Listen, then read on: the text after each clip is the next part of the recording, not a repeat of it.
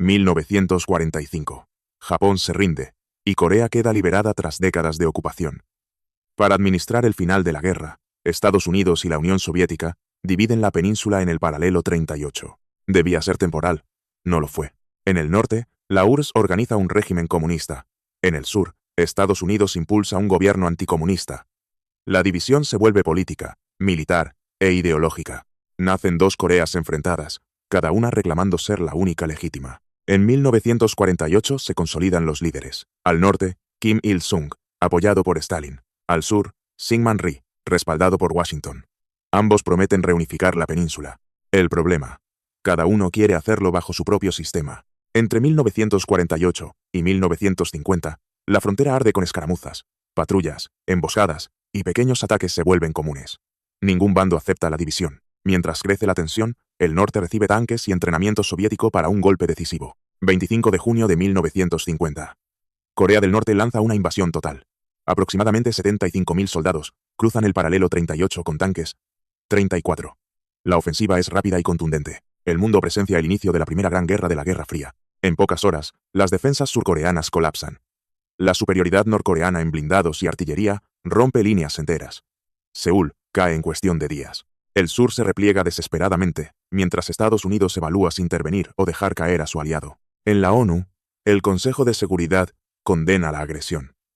La URSS estaba ausente por boicotear la exclusión de la China comunista, así que no pudo vetar la resolución. Se autoriza una fuerza internacional para defender Corea del Sur. El presidente Truman ordena intervención militar sin declarar guerra formal. La llama acción policial, bajo mandato de la ONU, evitando un debate político más amplio. Estados Unidos entra en combate directo contra fuerzas comunistas, en plena era nuclear. Tropas estadounidenses llegan desde Japón con urgencia. Muchas unidades están mal entrenadas y equipadas para una guerra terrestre intensa. Son superadas con facilidad.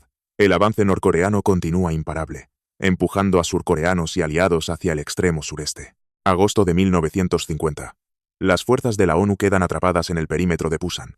Último bastión defensivo. Si cae, el sur desaparece. Se combate con ferocidad para ganar tiempo, mientras se acumulan refuerzos, munición y barcos en los puertos. Douglas MacArthur, comandante de la ONU, prepara una jugada audaz: desembarcar en Inchon, lejos del frente. Los mandos temen un desastre por mareas extremas y canales estrechos. MacArthur apuesta al factor sorpresa como única forma de revertir la guerra. 15 de septiembre de 1950. La operación Cromite comienza. Inchon cae, y las fuerzas norcoreanas quedan cortadas. En pocas semanas, el frente se invierte. Los invasores retroceden en desorden. Seúl es liberada, y la ONU recupera el control del sur. Con el éxito, el objetivo cambia. Ya no se trata solo de defender Corea del Sur. MacArthur convence a Washington de buscar la unificación. La ONU cruza el paralelo 38 y avanza hacia el norte, creyendo que el enemigo está derrotado. Octubre de 1950.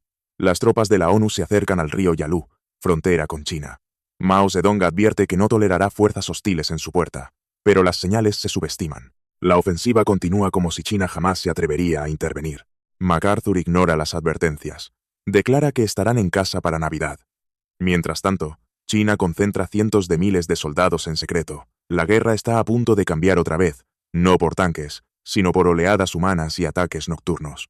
Finales de octubre de 1950. Comienza la intervención china. Más de 300.000 voluntarios cruzan el Yalu. Usan infiltración nocturna, emboscadas y ataques sorpresa. La ONU es golpeada en múltiples frentes. El avance hacia el norte se convierte en retirada. En el embalse de Chosin, los marines estadounidenses enfrentan temperaturas extremas, cerca de 30 grados bajo cero. Congelación, munición atascada y combates constantes marcan la retirada. Aún así, logran romper el cerco y evacuar, evitando la aniquilación total. Enero de 1951. Las fuerzas chinas y norcoreanas reconquistan Seúl.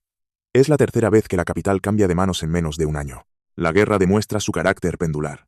Victorias rápidas seguidas por contraataques devastadores. MacArthur propone escalar, bombardear China, incluso con armas nucleares, y bloquear su costa. Truman teme desatar una tercera guerra mundial. Rechaza el plan. Tras críticas públicas del general, lo destituye en abril de 1951. El general Matthew Ridgway toma el mando y reorganiza el frente.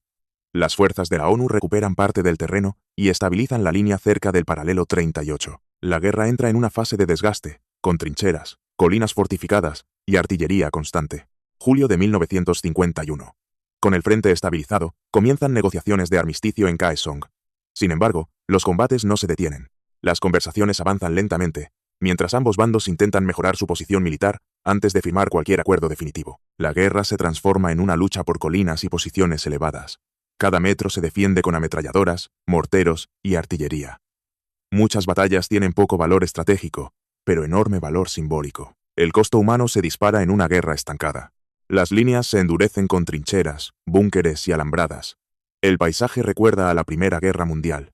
Barro, fortificaciones y ataques frontales. La guerra entra en su fase más larga y agotadora, donde sobrevivir se vuelve tan importante como avanzar. El principal obstáculo diplomático se vuelve el destino de los prisioneros de guerra. Estados Unidos exige repatriación voluntaria. China y Corea del Norte reclaman devolución total. La discusión se vuelve amarga.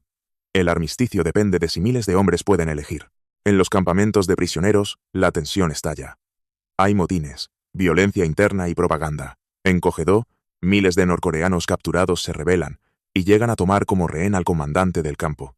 La guerra también se libra tras las alambradas. Las negociaciones se trasladan a Panmunjom, un pequeño punto en la futura zona desmilitarizada. Allí, delegaciones se sientan cara a cara durante meses. El lugar se convierte en símbolo. Una mesa de diálogo rodeada por fusiles, minas y vigilancia constante. 1952. En Estados Unidos, la guerra se vuelve impopular. Truman decide no buscar la reelección. La sensación pública es de estancamiento. Miles de muertos por una frontera casi igual. La guerra de Corea se convierte en un problema político, además de militar. En noviembre de 1952, Dwight D. Eisenhower gana las elecciones prometiendo terminar la guerra. Su administración incrementa presión militar y diplomática. El mensaje a aliados y enemigos es claro. Estados Unidos busca cerrar el conflicto, pero no aceptará una derrota. Mientras se negocia, la guerra sigue cobrando vidas. Batallas como Pork Chop Hill se vuelven legendarias por su brutalidad. Se pelea por colinas que cambian de manos una y otra vez. El desgaste psicológico es enorme. Una guerra sin avance, pero sin pausa. Syngman Rhee, presidente surcoreano, teme que el armisticio consolide la división. Para sabotear las conversaciones, libera miles de prisioneros norcoreanos, evitando que sean devueltos. La acción enfurece a aliados y amenaza con romper el frágil proceso diplomático. Marzo de 1953. Stalin muere en Moscú. El cambio sacude el bloque comunista. Los nuevos líderes soviéticos muestran mayor disposición a terminar la guerra y presionan para acelerar un acuerdo. Por primera vez en años, el armisticio parece realmente alcanzable. En 1953, Washington intensifica la presión. Eisenhower busca un cierre rápido y, según algunos historiadores, deja entrever posibles represalias nucleares si no hay concesiones. Sea amenaza real o táctica, el mensaje refuerza la urgencia de negociar seriamente. Finalmente, el 27 de julio de 1953, se firma el armisticio en Panmunjom. No es un tratado de paz, sino un cese al fuego. Las armas se silencian, pero el conflicto queda técnicamente abierto. Corea queda congelada en una tregua militar permanente. El acuerdo establece la zona desmilitarizada, una franja de aproximadamente 4 kilómetros de ancho y 250 de largo. La línea de demarcación queda cerca del paralelo 38. El nombre es irónico. La zona se convierte en una de las fronteras más vigiladas del planeta. El costo humano es devastador. Se estima que mueren más de 3 millones de coreanos, la mayoría civiles. China pierde cientos de miles de soldados. Estados Unidos sufre decenas de miles de muertos. Es una tragedia masiva que redefine la posguerra en Asia. La destrucción material es enorme. Ciudades enteras quedan en ruinas. Puentes y fábricas desaparecen. En el norte, los bombardeos arrasan gran parte de la infraestructura urbana. En el sur, Seúl queda devastada tras cambiar de manos repetidas veces. El daño más profundo es familiar. Millones quedan separados por la nueva frontera. Durante décadas, muchos no sabrán si sus parientes sobrevivieron. La guerra no solo divide territorios, divide apellidos, historias y generaciones, creando un trauma nacional compartido. La DMZ se convierte en la frontera más militarizada del mundo. Minas, torres, artillería y tropas frente a frente. Aún sin combates abiertos, cualquier incidente puede reactivar el conflicto. El armisticio funciona como una pausa armada, no como reconciliación real. Con el tiempo, la DMZ produce una paradoja. Al estar cerrada para humanos, se transforma en un refugio natural. Flora y fauna prosperan en esta tierra de nadie. Un ecosistema protegido no por leyes ambientales, sino por el miedo y la vigilancia militar. El impacto geopolítico es inmediato. La guerra fortalece la OTAN, acelera el rearme de Japón y consolida la presencia militar estadounidense en Asia. También define el patrón de la Guerra Fría. conflictos proxy donde superpotencias evitan enfrentarse directamente. Para China, la guerra es una demostración de fuerza. Mao Zedong gana prestigio interno y externo por enfrentar a Estados Unidos.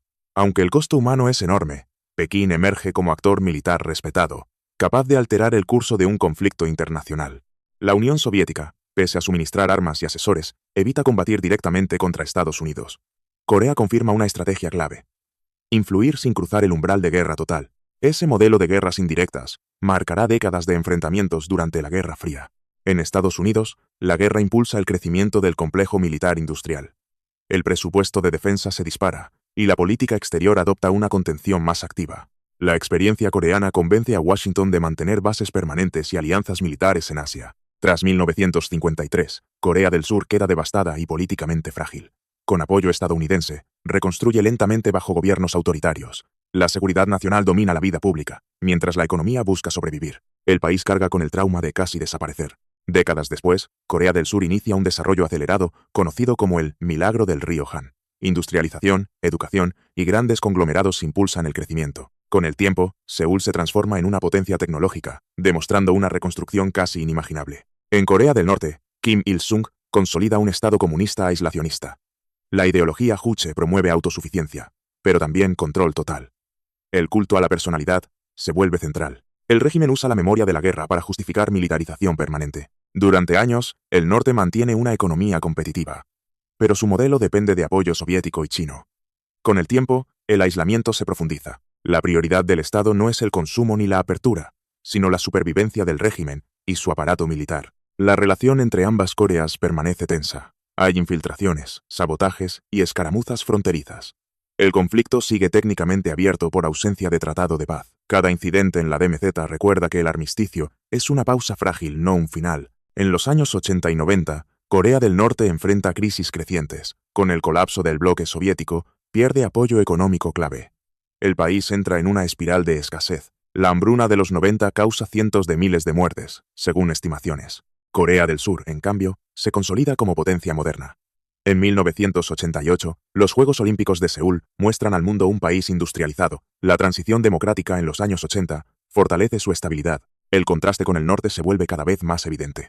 La diferencia entre ambas Coreas se observa incluso desde el espacio. Imágenes satelitales nocturnas muestran al sur brillantemente iluminado, mientras el norte permanece casi en oscuridad. La guerra terminó en 1953, pero sus consecuencias económicas siguen marcadas en luz y sombra. En lo militar, la tensión no desaparece. La DMZ se mantiene como línea de fuego potencial. Ejércitos entrenan constantemente y se preparan para una reanudación. La península se convierte en uno de los puntos más peligrosos del planeta, por su cercanía a potencias nucleares. El programa nuclear norcoreano se vuelve central en su estrategia. Iniciado en la Guerra Fría tardía, avanza durante décadas. En 2006, Corea del Norte realiza su primera prueba nuclear. El conflicto coreano entra en una nueva era, la disuasión atómica regional. En Occidente, la Guerra de Corea queda eclipsada por Vietnam y por la memoria de la Segunda Guerra Mundial.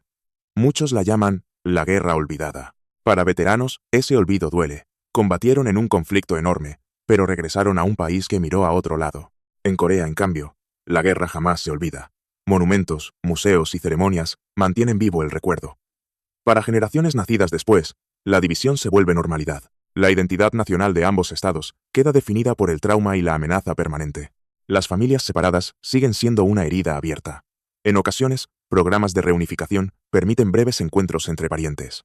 Son momentos agridulces, abrazos de horas tras décadas de silencio. Para muchos, la guerra continúa en forma de ausencia y pérdida. En 2018, momentos de distensión ofrecen destellos de esperanza. Cumbres, gestos simbólicos y declaraciones de diálogo parecen abrir una puerta. Sin embargo, la falta de confianza y el tema nuclear impiden avances duraderos. La paz real sigue siendo una aspiración lejana. 70 años después del armisticio, la península sigue militarizada. Más de 1 millón de soldados vigilan ambos lados.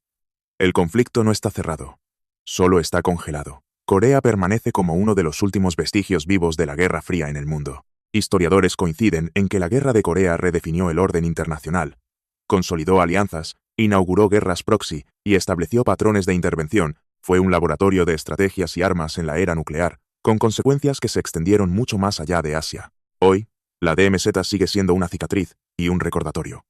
Una frontera creada por el armisticio, no por la paz. Gracias por ver esta historia. Una guerra que muchos olvidaron, pero que sigue definiendo la política mundial y el destino de millones de personas. Y así termina nuestro recorrido por la Guerra de Corea. Una guerra sin tratado de paz, con una frontera que aún divide familias y define la política mundial. Si te interesan más historias como esta, suscríbete y nos vemos en el próximo episodio.